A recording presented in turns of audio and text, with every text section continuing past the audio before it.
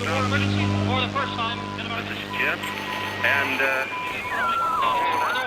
Receiving this message. We are Ken Jennings and John Roderick. We speak to you from our present, which we can only assume is your distant past, the turbulent time that was the early 21st century. Fearing the great cataclysm that will surely befall our civilization, we began this monumental reference of strange and obscure human knowledge. These recordings represent our attempt to compile and preserve wonders and esoterica that would otherwise be lost. So whether you're listening from an advanced civilization or have just reinvented the technology to decrypt our transmissions, this is our legacy to you. This is our time capsule. This is the Omnibus.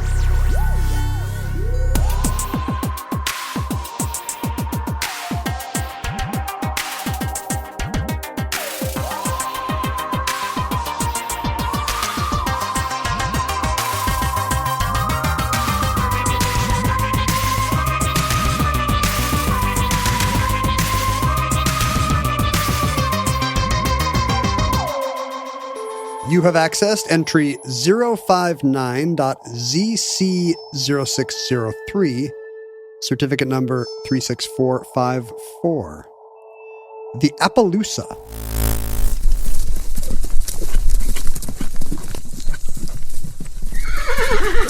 Appaloosa! Is that a song? No. I was imitating the Pixies song. Appaloosa.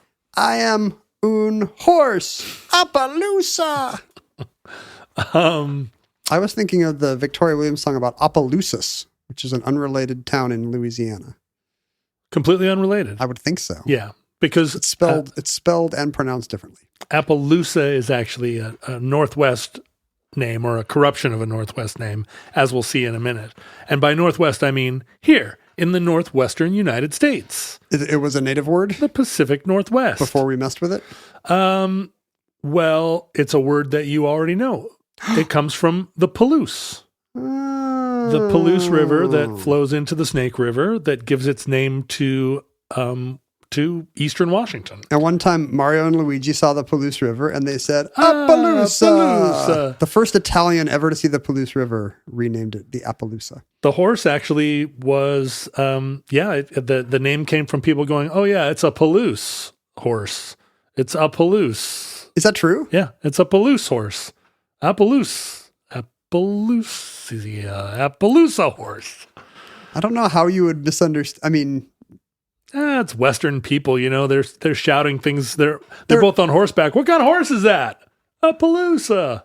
They're leaving off the indefinite article, apparently. Who cares? Yeah, it's funny because we say Palouse all the time to mean the farm country around Western Washington University, which is actually in Eastern Washington. No, Western Washington University is in Western Oh, Washington. You're right. It's Eastern Washington University is also in Eastern Washington. But we're talking about Washington State University, which is in the Palouse. This is our second straight entry talking about Washington State University. Our favorite. Oh, yeah. Go Cougars.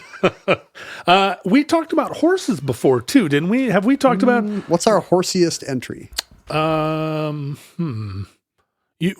asked you at one point if you have ridden horses. Rhodey Bill and Tony the Pony. Right. Was that the show? That was a long time ago. It was. But no, I think we've talked about it more recently than that.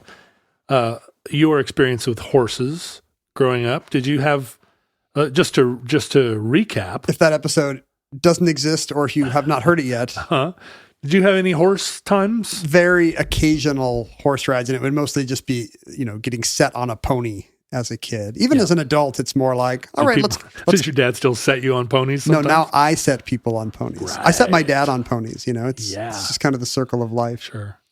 It's, just kind of vacation, 45 minutes trotting on a trail with a horse is all I've ever done. Yeah, me too. And when I say trotting, I probably mean walking. I would love to have spent time on horses. I think it would have been a very different life, a great life to be around horses. How do you think you'd be different today if you had been around more than 0 horses? Well, I'm a big fan of acquiring skills. I got cool nunchuck skills. I got all the skills. Are you Napoleon Dynamite? But, I think I've got a pretty good set of skills, but I feel like horse skills would just be fun to have. Horse skills it'd be fun to know. I met a kid last year who was a rodeo cowboy. He came and built a fence behind my house. And in talking to him, I was like, what do you do when you're not building fences? He was like, oh, I'm a rodeo cowboy. He was young. Wow. And so I, of course, wanted to know. Celebrity fence guy. Yeah. I wanted to know all about being a rodeo cowboy. And he was telling me all about his horse and how if you're roping things. Dogies? If you're roping dogies, your horse has to know how to do it. 80% of getting little doggies along is your horse is getting them along. A horse is a horse, of course. The horse has to be working in concert with the rider holding the rope. Yeah, and the horse, it's not just that the horse has to know what you mean. It's the horse has to know how to do the job. And you're a much better horse or calf roper if you have a good horse. Although you can do it on a borrowed horse. You just hope it's a good borrowed horse. Can you do it like on a Vespa? Vespa rodeos are different things. You're chasing. What is a Vespa rodeo? You're chasing someone in Sophia Loren in a peasant dress. I was going to say you're chasing somebody in a very narrowly cut suit. Yeah. Who is who's skanking. You're chasing Jason Bourne. He's trying to skank his way out of the circle, and you have polo mallets. Wow. Yeah, it's a blood sport. We need to have a Vespa rodeo. I think Vespa rodeos. But horses, they figure so prominently in all of civilization across the globe, right? Is there a culture that doesn't have horses? I guess probably Aboriginal Australia, Australians, maybe people in Micronesia, but horses are throughout Asia. They were in East Asia anciently, I assume. Yeah. I mean, I Mongolian. know this. It's true. Yeah, the steppes of Mongolia. Yeah, the ponies are responsible for all the. You don't imagine them wandering around Southeast Asia much. That's what water buffalo are for. Yeah, right. But they must have been known in China. They were prominently part of the whole operation. The America prior to Columbian introduction, right? Had no horses, and in fact, the spread of horses, although that's what llamas were for, right? But there weren't any llamas in, say, Montana. Colorado. Yeah, right. Montana then is. I mean, it's got a lot of llamas today, but then, I mean, a lot, not a lot. Do you think it has more llamas or emus? Did any of those fad '90s farms stick around? I think llamas more than emus. Because what can you really get out of an emu? You try to milk an emu and you're going to be disappointed. It's going to hurt. But, and also people definitely, we talked about people riding ostriches on this show. And monkeys. Yeah. Are you monkeys riding ostriches, not humans riding monkeys? Right. And when we say don't ride ostriches, that's one of the things we say on this show. If you haven't listened to that one yet, we should probably say it in every episode. Yeah. There should be a lengthy warning of all this, all the Surgeon General's advisories we have come up with. Yeah, at the end of the show, we'll make sure to remind you. We should do all the things. Don't go to ice capades. Don't ride an ostrich. Don't summon the ancient goddess Babylon. Mm-hmm. I was watching the... Don't smoke cigarettes. Don't smoke. I was watching speaking of llamas, there's a new Netflix show with no less than Barack Obama as the producer narrator. It's like a nature show. Wow. He's got that Netflix deal. Yeah. So he's doing a show about the world's national parks and how important it is to have wildlife preserves or otherwise, He's got a network deal and he's just taken the easiest path. It is the easiest way out. They show him walking along the beach at Hanauma Bay from apparently on a day when they've kept out tourists. And I'm sure everybody who's trying to get in that day is super annoyed because they're right off camera, right? Looking down. They're up on the highway shaking their fists. Come on, Obama. And he's just walking along the highway saying, I grew up on a beach very much like this one. And so it's basically just one of those BBC Planet Earth documentaries, except all the narration is Obama because, they also put him in the studio for a couple of days and he knocked off all the narration. Sure. But he has to narrate all these very undignified things. Like dogs humping? Or yeah, like what? some rhino is failing to mount a human. Whoa. Some rhino is failing to mount a female. Yeah. And, poor Obama has to narrate the whole thing like the sexually frustrated male approaches the... You know, because you know how on BBC it would be like David Attenborough would be like, over 50% of the world's insect species live in these lush forests. So it's so funny when it's Obama being like, over 50% of the world's insect species live in these lush forests. And so you like your Obama impression. It's terrible. How did I not know it was there? But it's just, so there's the lengthy thing of like guanacos trying to have sex, and like Obama's, you know, talking us through it. And I'm like, you were the leader of the free world, man. You don't have to narrate guanaco sex for Netflix. Yeah, but he got this deal. It's worth millions of dollars. Yeah. It's easier than coming up with like a RoboCop storyline. He literally had to spend, 4 days on this thing. Right. They flew him to Kenya for one day to stand in front of Kilimanjaro, and then they flew him to Indonesia to stand in the jungle. It's exactly the TV show I want to do. It's very much the TV show I do, actually. Like, I get to fly to LA once a month and do 10 Jeopardies. Alaska Airlines privileged flyer. And then I'm good. If Alaska doesn't cancel my flight. Yeah. So yeah, I have an Obama-like deal, and I can't fault it.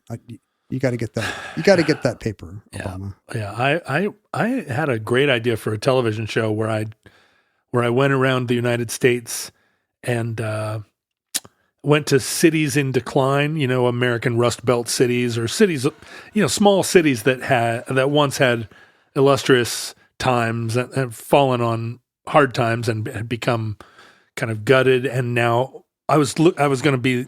And you were going to challenge them to robot fights. No, I was going to tell the story of the town, and then I was going to find the people in the town that were doing cool, interesting stuff that might save the town, and maybe it was going to have a resurgence. And I went all the way. I had a whole team of people. We pitched this show, and the people that were in television eventually said to me, the thing about this show is that it's clearly in the family of shows made by people, proposed by people who don't actually watch television. So what you think is good television isn't what people who watch television want from television. You actually are suggesting something actually interesting. Yeah, I was like, well, what do you mean? This would be great television. And they're like, great television is when you take housewives and make them fight.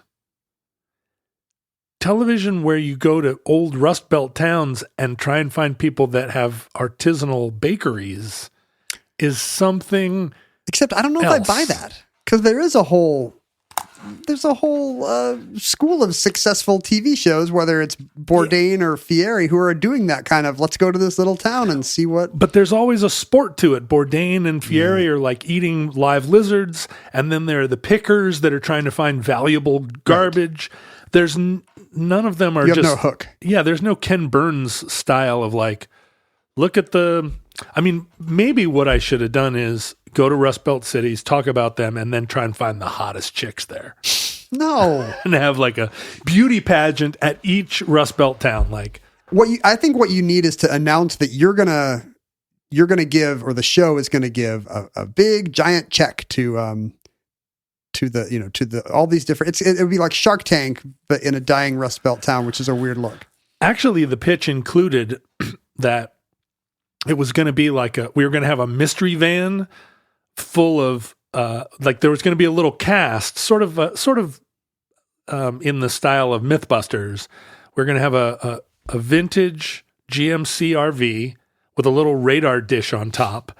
There was going to be like a scientist and a computer person and like a race car driver. And then I was going to drive a vintage rattle can primer painted Corvette. And so the Corvette would get to the town, and then, my little crew of adventure scientists would follow in the RV, and that's how we would learn about. It was a great idea. You just didn't want to hang out with those people. No, I wanted to be on the Corvette because a friend's father was selling a Corvette, and I was like, that's inspiration the strikes. How can I get Discovery Channel to pay for this Corvette? It was such a good idea. Maybe somebody's listening and they're gonna greenlight this just based on that 5 minutes alone. Let's go back. Set the Wayback Machine to 2012 when I was pitching this show. The Corvette of the rattle can painted Corvette of ancient times, of course, was the horse. Oh, what a segue! What a pro! See, that's the kind of thing America was robbed of when the Food Network did not want this show. The Rattlecan Corvette. Is that your Obama? I don't have a good Obama. During presidential seasons, I turn off any interview or speech because I just can't stand the cadence of political speeches. That's why I can't do Trump. I just never want to listen to it. You couldn't stand it. Yeah, I don't want to listen to that speech. I mean, I can't even really do Kennedy. Len, you have a good Kennedy. You just have to watch Simpsons. Oh, right. You just do Mayor Quimby. It's funny to think of considering the massive role that horses played in what the European experience of Native Americans and Native American culture was. It's kind of astonishing when you learn that, yeah, there were horses. Horses came with Cortez, but they were mostly confined to Mexico until the mid 1700s. That was when the Plains people got horses? They came through New Mexico, but in the Spanish colonial period, horses and horse riding were confined to the Spanish. They didn't distribute horses. They weren't a thing that they were super valuable. They were super valuable, and they were also, like they'd been in Europe and in Asia and the rest of the world. I mean, they were the conveyance of the socially elevated classes. If you wouldn't just give John Roderick a rattle-can painted Corvette, you're not going to give the Plains tribes a random horse. Right. So through most of the Spanish colonial period, the horses were not, roaming the plains, and they weren't used by Aboriginal people in South America either.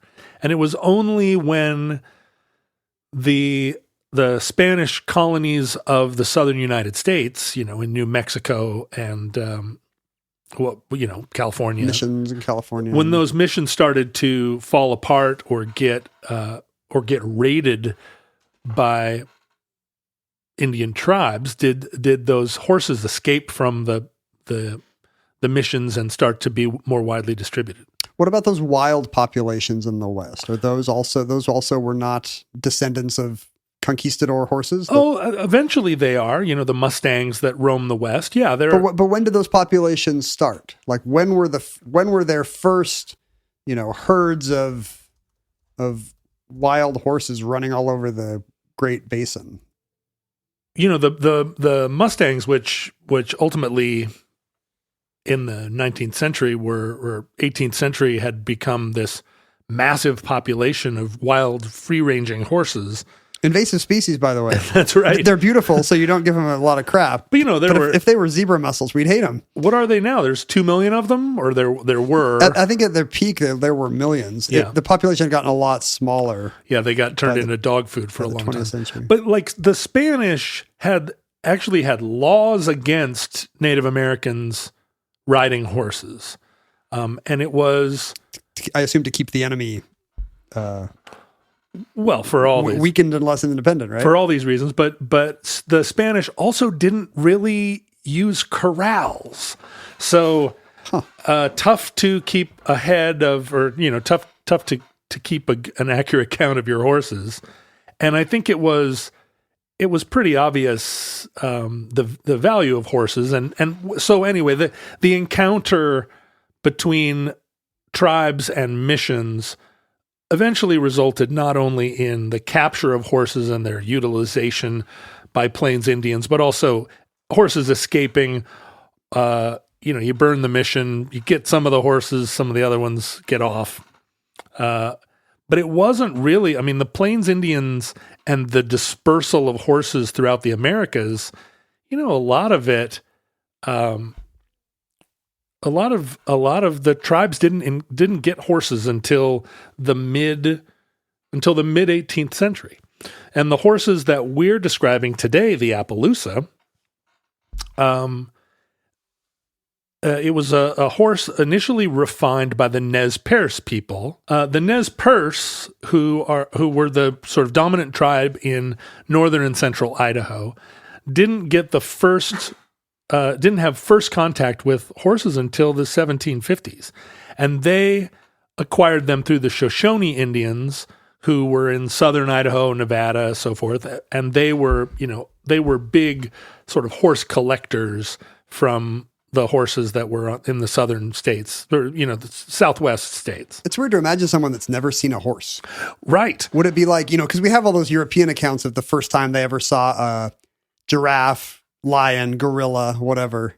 I wonder what you would have thought of if you were a Nez Perce Indian in the 18th century and you see a horse. Do you immediately see it as a game-changing technology? Like, think of all the buffalo we could. Well, there are some accounts of that experience or that encounter because there was a group of Nez Perce who immediately understood the horse and adopted it. That part of the Palouse is perfect horse country. And those tribes were protected from, they weren't like plains tribes that were constantly in conflict with each other. They were kind of protected by a ring of mountains. They had these wonderful sort of alpine valleys and safe from raids, right? And so a group of them became horse people right away, horse smiths, right? And they, unlike a lot of Native Americans who were utilizing horses, they became adept at selective breeding. I think the majority of horses initially that were sort of ranging free and captured by tribes, they were bred indiscriminately. They were often used for food. If you were capturing wild horses, you'd pretty much have to reinvent everything. The saddle, shoeing.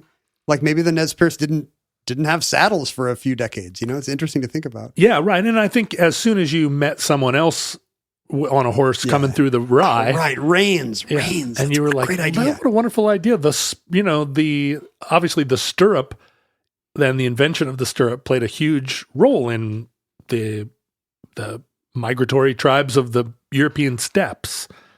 We wouldn't be here today without the stirrup. Yep. Thank you, stirrup. And also plow. Also guns and germs. But the Nez Perce were breeding for specific traits, right? They wanted kind of tall, slim, sexy rangy horses. They wanted sexy horses, right? And so they bred for what is that traits. for? Endurance? Is that what you're getting out of that, basically? Well, and grace, speed, right? Maneuverability. Are they using them to hunt, I assume?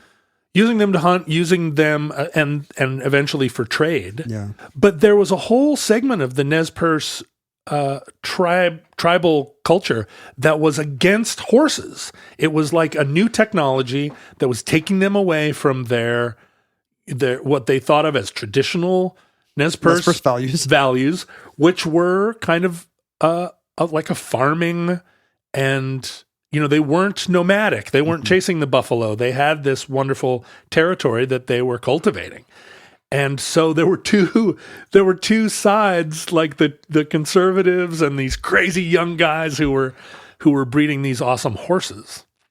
And so they lived, because they were on the other side of the mountains from the whole plains encounter, they lived a kind of life that had a certain idyllic quality, even like all the European stereotypes of native culture were actually true in a lot of ways of the Nez Perce. In the sense that those stereotypes were originally based on the Virginia, East Coast tribes that were living just all the mussels you can eat. Exactly right. But these were the Nez Perce were even into the mid 19th century. Still kind of preserving this what would you say? This culture in isolation, right? Because Idaho, Washington, Oregon, it wasn't really until the 1830s that there was really much interest in If you've that part only of the seen country. Southern Idaho, you're not going to believe in Idaho as a Edenic paradise, but trust us. It doesn't. It gets quite nice when you get up toward the Canadian border. Yeah, it doesn't seem like it as you drive from Salt Lake to Boise. You don't really see the beauty spots. Yeah. But like the Nez Perce were encountered by Lewis and Clark, and and Meriwether Lewis commented on how awesome their horses were. He sort of waxed effusive about their beautiful breeds. This is sort of funny because, by the time they make first contact with notable Americans, it seems like the horses are now an integral part of their culture. Yeah. But actually, it's a controversial and recently adopted thing. Yeah, there are still people. When Lewis and Clark came through, there were still people, a whole segment of the population in northern Idaho that were like, the horse? Wait a minute, Like, what's the analog in our time? It can't be something as universal as cell phones or the internet. It really has to be like... social media. Yeah, exactly. Social media. Yeah, because you meet people all the time. They're like, I'm not even on Facebook. We don't even have a TV. We don't even have a horse. We don't even have a horse. We wouldn't have a horse in our home. No. But by this point in time, right, there's a lot of trade between tribes, and then as white settlers come in, there's trade in every kind of commodity, and these Nez Perce horses were like a valuable trade commodity, such that they became a pretty wealthy tribe, even by mid-19th century standards, right? They were not... Other tribes can't duplicate their skill at horse breeding, and therefore they've got the best product. Yeah, and these are the best horses, where during that time, a regular horse might sell for $20. These Nez Perce horses were maybe a factor of 10 more expensive or more. They're a Mercedes, or there are records of them Lamborghini. selling for $500 or more. So would they sell to like Europeans? Yeah, well, not at first. So, the history of horse breeding in Europe, of course, is as extensive as and extensively documented, dating back, well, even to Roman times. And there are a lot of pictures of horses in prehistoric cave art. The Chinese have lots of pictures of paintings and drawings of their preferred horses. And what you see a lot is horses with spotted coats. And that's like a trope on a cave wall. It's like, right. Here's how you know it's a horse. It's got those famous horse spots. Like almost like today you would do on a leopard or stripes on a zebra. And we don't necessarily today think of horses as a spotted animal. No, and there is some speculation that actually those spotted horses on prehistoric or on cave walls, the spots actually represent that the horses are in a dream state. That spots mean dreams.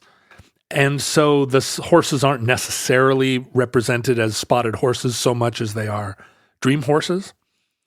But in China, there are, plenty of paintings of spotted horses, particularly as a mount for nobility. And spotted horses throughout history, they're recorded in Roman chronicles. The spotted ones were very popular, or were considered somewhat an elevated form of the horse. They're a bit of a rarity, and therefore it's a hot commodity for the wealthy. And that then was adopted piecemeal throughout Europe, through the Middle Ages. Austria and Hungary became horse breeding areas. Obviously, Spain was. There was a lot of, through the Habsburg monarchy, there was a lot of trade of horses between Spain and Austro-Hungary. The Hungarians came as a invasive species. There's so many Hungarians in my backyard. They were the last of the European peoples to arrive. The Magyars. And brought horses and horsemanship from steppes to the east. But the Austrians really became like a culture of specialty horse breeding. There was a time a month ago where I did a lot of research on the Lippenzahner horses. I was in Vienna once, and you can still go see the Lippenzahners parade. And the Lippenzahner parade and their specialty kind of horsemanship, they actually call it the Spanish riding school because they imported those horses from Spain and bred them. Those there are all these traits that Lippinzonners have to. The traits that define the breed, right? White coats and black skin. It's a plot point in the movie Crimson Tide. Is it? Let me just bring the show to a screeching halt by pointing out that Quentin Tarantino did a pass on the Crimson Tide script, and he's the reason why there's an extended metaphor where Denzel Washington, an African-American actor, wants you to know that Lipizzanner stallions are actually black, whereas Gene Hackman, as kind of a pugnacious white character, wants you to know that they are majestic white horses. Oh. So it's a metaphor. Yes, they have black skin and white So hair. if you're ever in a troubled racial situation on a submarine, maybe stay away from mentioning the Lipizzanners. And the Lippinzonner school kind of plays a role in this, in the sense that they were refining their breed, and were kind of a core that area of Austria and what would now be Slovenia. They were populating the horse breeds throughout Europe, and spotted horses became, again, a symbol of nobility, a very fashionable kind of horse in the 15th and 16th century. At most popularly as the preferred mount of the Sun King, Louis XIV. Oh, he wanted a spotted horse. He loved spotted horses. And of course, is there anything inherently better about a spotted horse, or is it just that's a rarity, like a albino dolphin? The number of omnibus episodes we could do on different horse breeds is probably second only to the number of omnibuses we could do on dog breeds. And have we done a show on any breed of dog? We've done individual dogs, but I don't think we have done a show on a breed. The reason I'm doing a show on Appaloosa is that this is a show suggested by a Patreon contributor by the name of... Yes, by the name of Peter. And Peter is a resident of Idaho and grew up, and so he wrote us a nice letter saying, as a Patreon subscriber... More Idaho content, please. I'm entitled to choose a show, and I would like to recommend some shows about Idaho. And you hate potatoes. I do not like potatoes, Sam I am, but I do love the state of Idaho, the great state of Idaho, in all its many complexities. There are really 4 Idahos. That's not that many complexities. 4, when you think about it. 4, but each one of those Idahos is fairly complex. Maybe. How are there dividing lines for the 4 Idahos? Can you look at a map? I think of Idaho as divided north to south, right? You have your very northern Idaho, then you have your Panhandle, mid-northern Idaho, which is sort of where the Panhandle widens out and it's very foresty. And then you have the lower middle Idaho, which is like the population center of Idaho. You've got your Boise and your Sun Valley, and then you've got your Idaho Springs and Idaho Falls. Idaho does not spring, it falls. And then you have and then you have Twin Falls, Idaho, right? That's over there. And then you have the Idaho that is really Utah and Nevada, which is and that includes some of that eastern Idaho, Malad City, Idaho. Like that, when taking 15 up toward Idaho Falls, that really is kind of a very Utah-y part of Idaho, even though you're moving toward Wyoming. It is. It's part of the great 40 acres and a mule of Mormonism. 40 wives and a mule, we called it.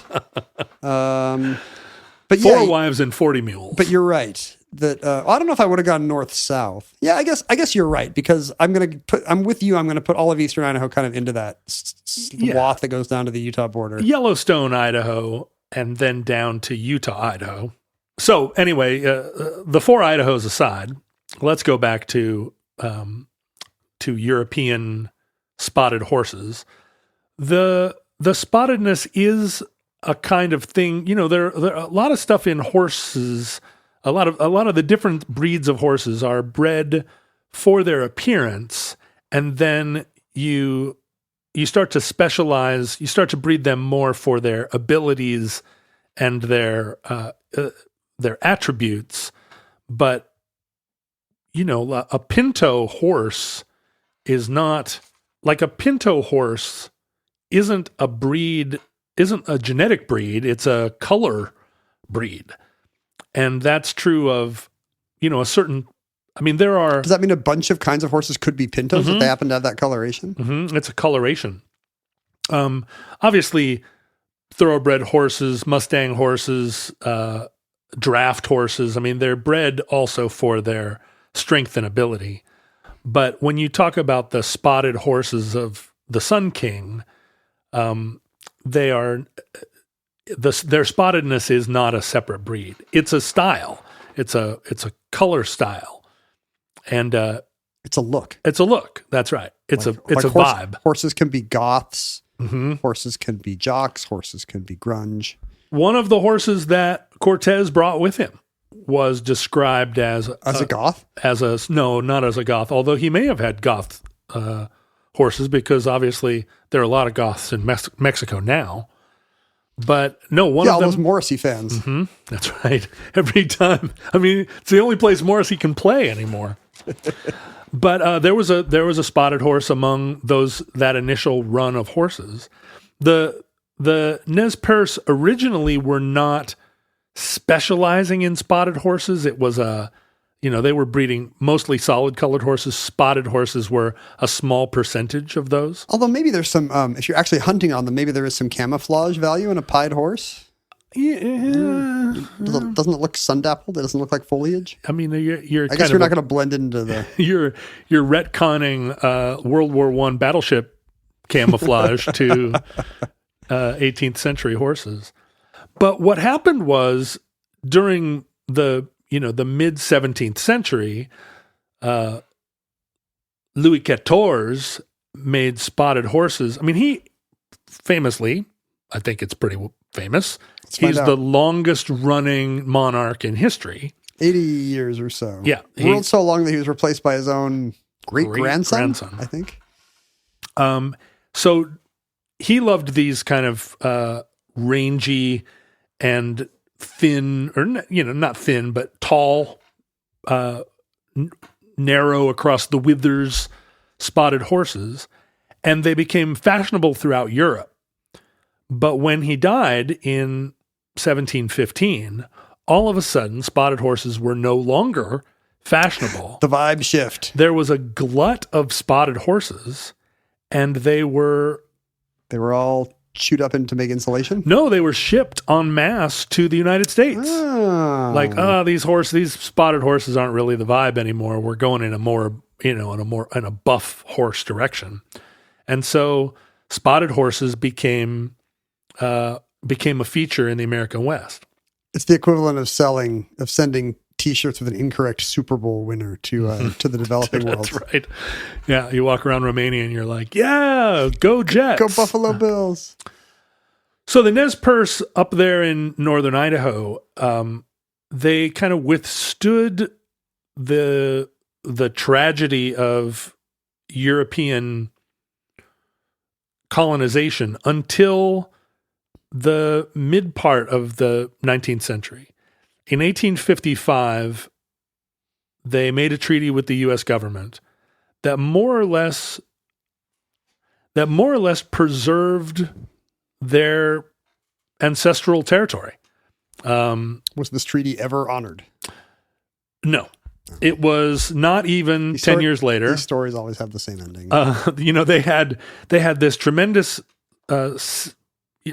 territory, and their horse culture was thriving. They had begun to see that spotted horses were kind of a unique feature, an identifying feature in their horse breeding. Like putting it on the license plates. But guess what was discovered? Oh. Gold was discovered in their territory. I didn't know if it was going to be. It could have been silver or copper. I had a few guesses. It was gold, although silver and copper followed swiftly behind. And there was a lot of white settlement that rushed in. Lewiston, Idaho, named after Lewis, across the river from Clarkston, Washington, Oh yeah. named after Clark. They're in the wrong order. They are, except You have to read right to left. It's a Hebrew naming convention. Lewiston is a much bigger town than Clarkston. Yeah, take that. So there you go. That was a gold rush town, and you had all the white settlers rushing into Nez Perce turf, and predictably, then during the Civil War, there was an amended treaty that Unilaterally amended. that took 90% of the Nez Perce land away, and said, "Oh, what we meant when we gave you all of your ancestral land was 10% of your ancestral land." Boo. A lot of the members of the Nez Perce tribe did not sign on to the treaty, and their chief at the time was Chief Joseph, who did not believe in direct conflict with the U.S. Army. He felt like that was unwinnable. But in 1877, there was a skirmish between some settlers and some Nez Perce, and it precipitated the Nez Perce War, which, as the army came to fight the tribe, a big portion of the horse side of the Nez Perce took it on the lam. 800 people got on their horses and basically evaded the U.S. Army in hot pursuit for over 3 months. They traveled 1,400 miles around the West. They went to the Crow Nation and said, "Can we side with you?" And the Crows turned them away. And they went over to Montana. They went up to Canada, back down with the Army hot on their heels. But their knowledge of the region and their skill of horsemanship kept them one step ahead of the cavalry at all times. That's right. And they left Idaho in a rush. I've done that. And they left a bunch of horses behind, but also the sedentary Nez Perce stayed behind. So this was just this was the... Where's Chief Joseph governing from? Is he with the... He's on the road. Eventually... They are. That's when he gave his famous quote, "I will fight a lot all the time." That was his original quote was, "I didn't want to do this. I didn't want to have to do this. But now I'm sure going to fight a bunch." That's right. You forced my hand. But they in October of that year, they paused in Montana, and a cavalry officer. Cavalry? You nailed it. Thank you. Colonel Nelson Miles surprised them, but they fought. And fought for 5 days, like running battle. Wow. But eventually were defeated. That's when Chief Joseph said, "I will fight no more forever." The army promised them that they could, if they surrendered, that they could keep their horses and make their way back to Idaho. Of course, when they surrendered, the army did not honor that promise and took over 1,000 horses from them. Wow. And dispersed them, sold the ones they could, gave them away to settlers and farmers. They shot quite a few of them. Is this just to impoverish the Nez Perce? Is that the point? Yeah. Basically, the idea of the sort of Western encounter with Native American tribes was the only way that we're going to make this work is that you settle on reservations, learn to farm.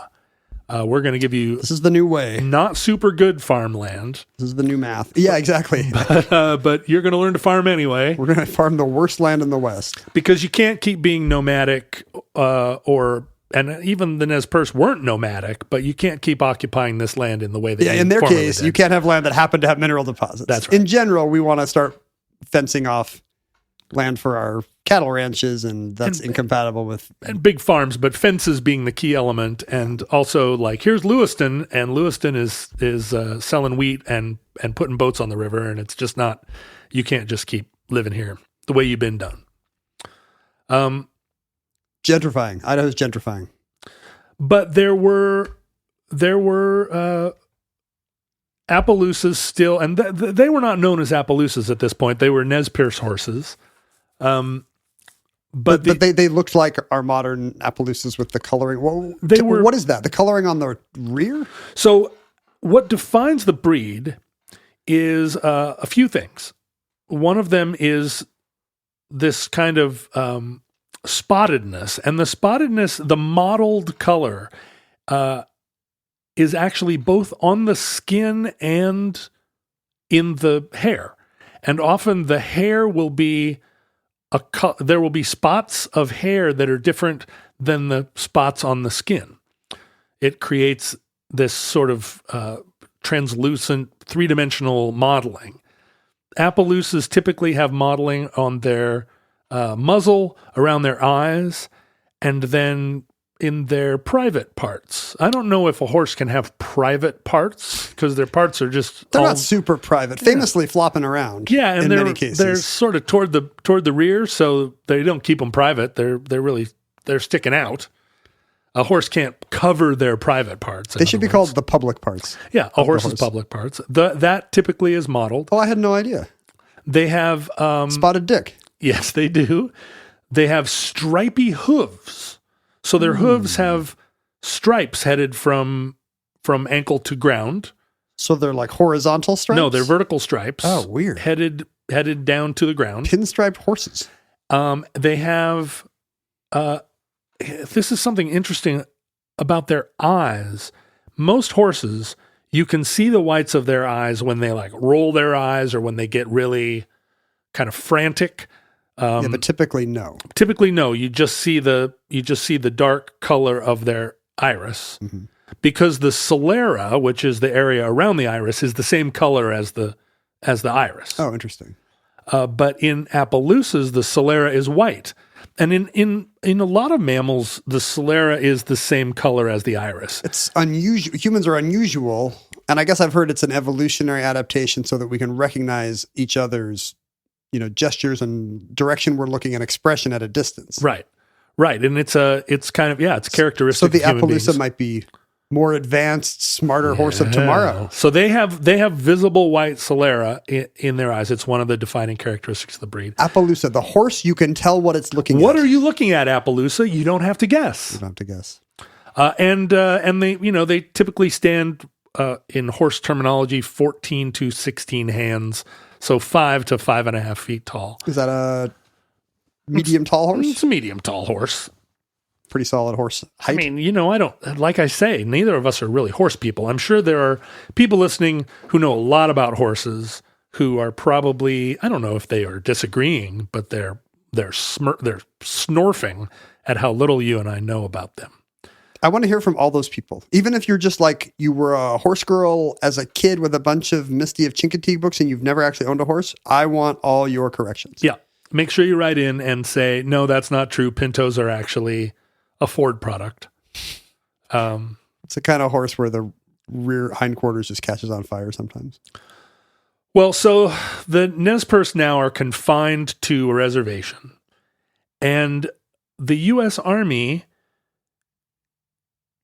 kind of forced, everything the U.S. Army did to the Nez Perce qualifies as being forced on them, but they said, they weren't into any of it. You need to breed your fast, lithe, tall, rangy horses with these draft horses because you're going to need to make horses plow fields because you're going to become farmers, not freewheeling Franklins. Right. Their horses are not consistent with plow pulling. Right. And gradually the Appaloosa becomes a sort of dispersed and forgotten horse. Just as so many wonderful things in the world. And about native culture in particular. Lost. And it wasn't until the 1930s when a professor at the University of Idaho by the name of Francis Haynes wrote an article for Western Horseman magazine, which was, at the time, a very popular magazine. There were only 4 magazines. A circulation of 20 million for Western Horseman magazine. There was the Saturday Evening Post.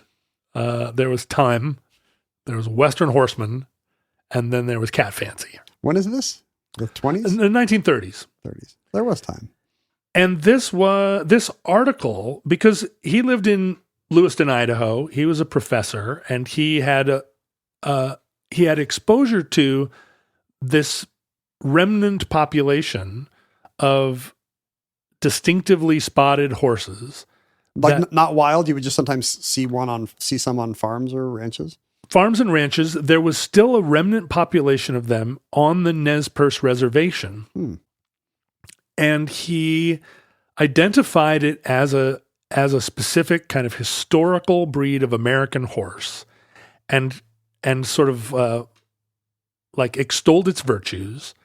And this magazine article was really exciting to horse fanciers in the Depression. New horse just dropped. That's really what happened.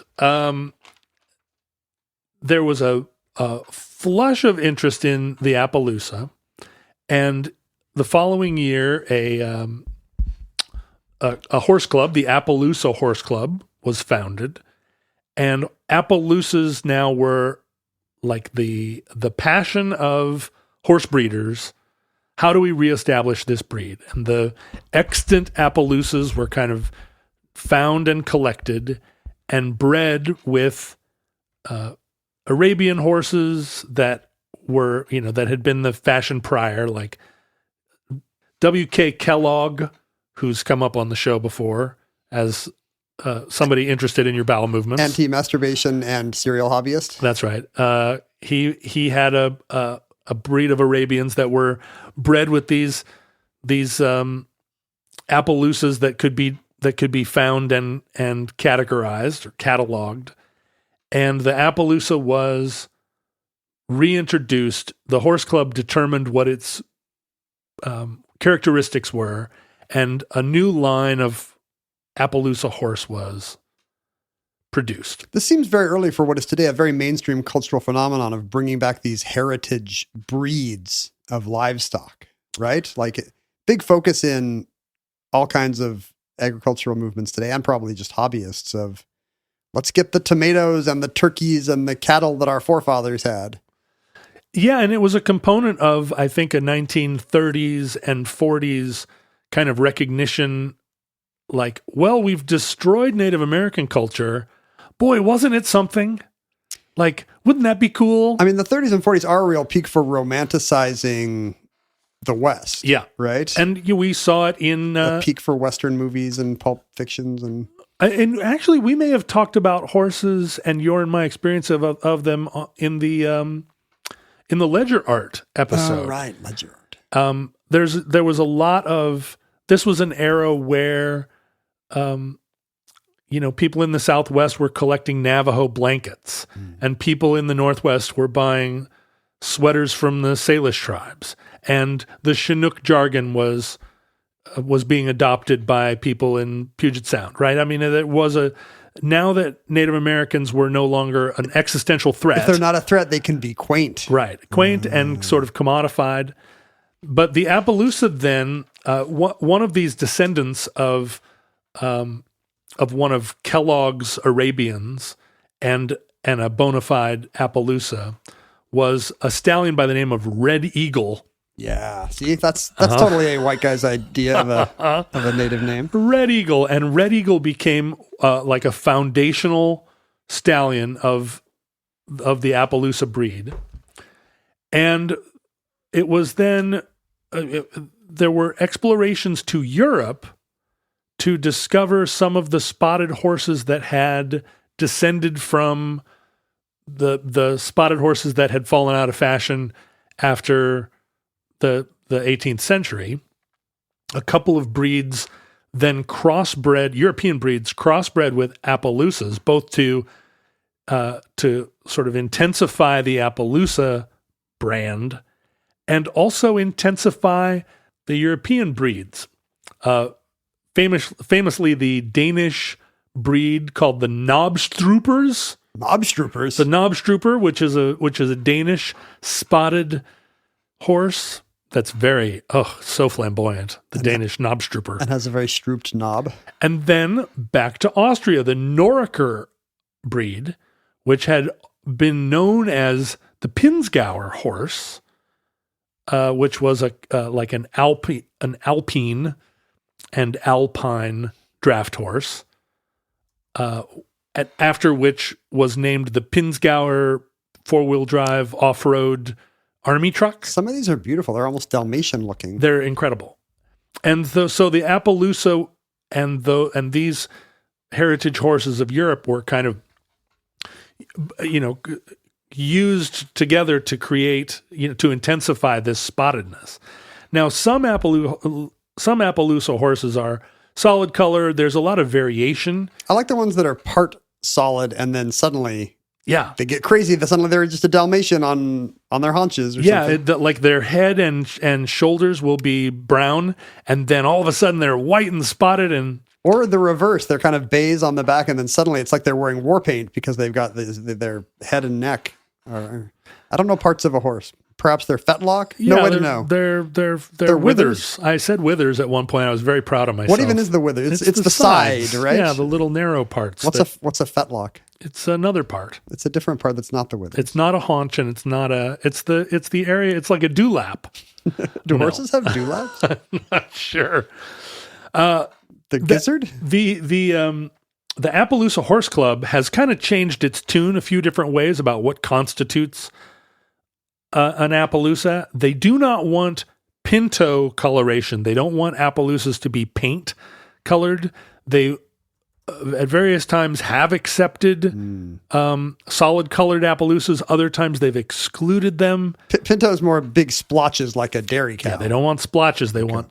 And speckles. The description of the speckles, it's called the leopard complex, which is a whole set of qualities, but this leopardness, it's really described as a leopard pattern. Small discrete spots. And there are spots that are called halo spots, where the hair will be a different color, and then the skin underneath it will be also a circle, but a different size, so that when you see them in a certain light, the spot on their coat will have a halo underneath of the skin. There's many beautiful attributes. I'm looking at some Appaloosas where the weird haloing of their spots is so weird. It almost looks like they're being like they're rusting, or slime molds are growing on them or something. Yeah, there's a crazy variety. Yeah, they're really dynamite, and I would imagine that they would make like a really cool actual coat, like to wear in the winter, or like a cool Cruella de Roderick. Yeah, that's me. You cannot wear Appaloosa fur. The one drag about the breed, I mean, I'm sure there are other drags. They used to have really one of their kind of less favored attributes was that they had kind of mangy tails and manes. They didn't have... They're not as lustrous? Yeah, they didn't have... I mean, their skin and their coat were amazing, but they didn't have like big furry manes. But then they went to Fantastic Sam's. So people started to breed them with horses that could give them some of that. And so modern Appaloosas have fluffier manes and tails, because who wants a horse with a mangy tail, am I right? Having a bad mare day. But one of the drags is that they have a gene, the Appaloosa breed, which is not a coloration designation. It's a breed. It's there are genetic expectations. By the way, can you see these things chromosomally? Can you do some kind of blood test to tell what if your horse is Appaloosa enough? Now you can. And one of the requirements, you can crossbreed an Appaloosa and have it make it into the Appaloosa registry, but one of the parents has to already be in the Appaloosa registry. And one of the traits so many things. I know. One of the traits it's like Daughters of the American Revolution. One of the traits that's a drag is that they are very susceptible to blindness and also night blindness. So Appaloosas will often have perfect vision during the day and then completely blind at night. Can't see in the dark at all. Have to just stand there. Susceptible to being horse-tipped. You can tiptoe right up on them. I can't see you. No. Wait, you can't tip a horse, can you? I don't think you can even tip a cow. I think that's that. And you know what? And that the myth of cow tipping was an idea that was first introduced to me on the Appaloosa. We were out running. We used to go down to the Appaloosa and take all our clothes off and run around naked. Oh, sure. Because classic Washington childhood. we were on drugs, and it seemed like it was. I don't know if you've ever taken all your clothes off and run around in a field naked, but it's really fun. I have not. It's very freeing. It's very liberating. What if there's ticks? I don't think there are ticks. We weren't in the woods. We were just like in plowed fields. When I like to run around naked with my bros, we always do it in the woods. Yeah, see, that's a real, different thing. Real room with a view vibe. On the plowed fields, you can run as fast as you can, and to run as fast as you can with no clothes on is so great. You already talked about this in the streaking show. Yeah, and I might have been on drugs. You have already extolled the virtues. But somebody flopping. on that adventure, it was the first time I'd heard of cow tipping, because there were some cows out in the distance, and they were like, we should go tip over those cows. I was like, what does that even mean? Oh, if cows are sleeping, you can tip them over. And I wasn't interested in that. It seemed mean. Let me just say that even if you're going to tip livestock, something large, you should not do the blind ones. Don't start with the animals with disabilities. They've got enough trouble. Go tip something else. Go tip someone your own size. And that concludes the Appaloosa. Entry 059.ZC0603. That's ZC Zulu Charlie 0603. Certificate number 36454 in the omnibus. As you have perhaps already heard. I mean, if you're listening to these in alphabetical order, this is probably one of the first shows. Oh, right. Early days. Although, will they have alphabets in the future? Certainly not the Roman alphabet. Right. It'll be like that alphabet in the movie where the aliens are octopuses. You've already listened to an African in Greenland, Albanian bunkers. Boy, Albanian bunkers, that takes me back. Those were the days. They were so easy to find topics back then. Well, we didn't accept viewer submissions. So I just went down a rabbit hole yesterday, and I was like, you know what? This was not wasted time. This is going to be an omnibus next month. As you probably already know, we were available at Omnibus Project, respectively at Ken Jennings and at John Roderick on social media, which was the great blight of our time. I thought you were going to say the great leveler. Which was the great emancipator. You could email us at theomnibusproject@gmail.com or send us things to P.O. Box 55744, Shoreline, Washington 98155. I've noticed we're not getting as many people just sending us like Grandpa's gas masks anymore. We don't get big crates full of things, but we have some lovely postcards today. We've heard before from the Center for Land Use Interpretation in beautiful Culver City, California. They just want you to know there's a new exhibition there called Venting the Earth, looking at geothermal energy. I'm excited about I'm this. glad we could put the word out. It's near the In-N-Out on Venice. We also got from Banks a photo from a little art store in it's not Banksy? Philadelphia. That could be worth a lot of money. He actually says, or he or she, they actually say pronounced Banks. Okay. It appears to be also spelled Banks, but possibly with a C. Hard to say. And it's a picture of it's a little indie art of a mail truck. Thank you for sending us anything mail truck or Christian Science Reading Room shaped as you pass by it in the world. But we still do want your Grandpa's gas masks too. Please start sending us big crates of things again. Yeah, big crates of things are great. In fact, we were just marveling at a sword that we have here on the table. When's the last time somebody sent us an extremely problematic sword? Yeah, that was a very problematic sword that I was supposed to get rid of because it had such a inglorious history. Maybe you should not out yourself as still owning the racist sword. Yeah, what can you do? We don't know the best way to purify a racist sword. I never throw anything away is what I do. Somebody suggested that we give it to a museum, and I was like, no museum wants it. There's so many of these, and maybe only one museum of racist weaponry. I feel like every sword was a racist sword up until not very long ago. If you were using your sword, you were... Look, it's not enough to just be a sword. You have to be an anti-racist sword. So what are you going to do with that sword, John, to further the cause of anti-racism? Let's go skewer some of your neighbors with "Let's Go Brandon" signs. I'm going to keep it out. I'm going to keep it out of circulation. I'm going to. It's like carbon sequestration. That's right. Carbon sequestration. I'm sequestering this sword. Or you could do offsets. I'm going to keep this one, but I'm going to smelt 2 new, extremely anti-racist swords, and therefore, on balance, you're doing great. Most of the Omnibus listeners won't remember this sword because we probably talked about it on a addenda, and I think it's better that way. Was it addenda? Whatever it was, whoever sent us this sword, who's now going, I can't believe you still have that sword, and all the other people who are like, what sword? If you want to really shock them, tell them how it's leaning up against your shelf with your daughter's books and toys on it. The thing is, she would never know. She's not interested in it. Because there's so many swords around here. Another one of Dad's swords. Yeah, it kind of is creating an unsafe environment. First Crusade problems. You can support the show. There are many ways to support the show, but none more effective than going to patreon.com/omnibus project. You won't miss out on any weird addenda in-jokes anymore if you donated even the most modest of Patreon tiers. Thanks to all who support the show. It would not be around right now if not for you. It's had enough growing pains over the years that Patreon has been its one successful model.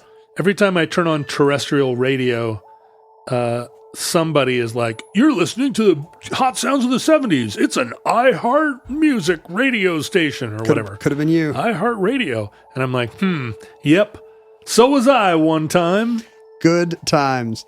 You can find your fellow futurelings online in all manner of places. I think there's a subreddit and a Facebook group. For sure. There's that Discord for your other shows. For sure. It's all it's fun. It's a discourse.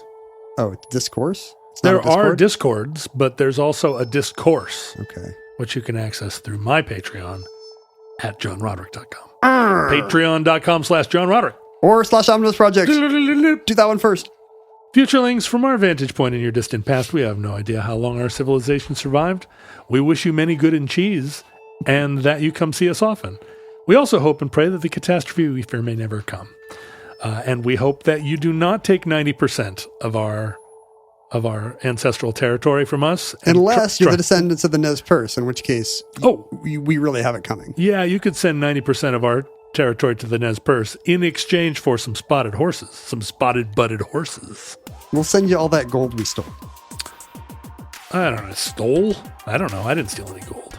It's not my fault. I never had slaves. If the worst comes soon, this recording, like all our recordings, may have been our final word. But if Providence allows, we hope to be back with you soon for another entry in the Omnibus.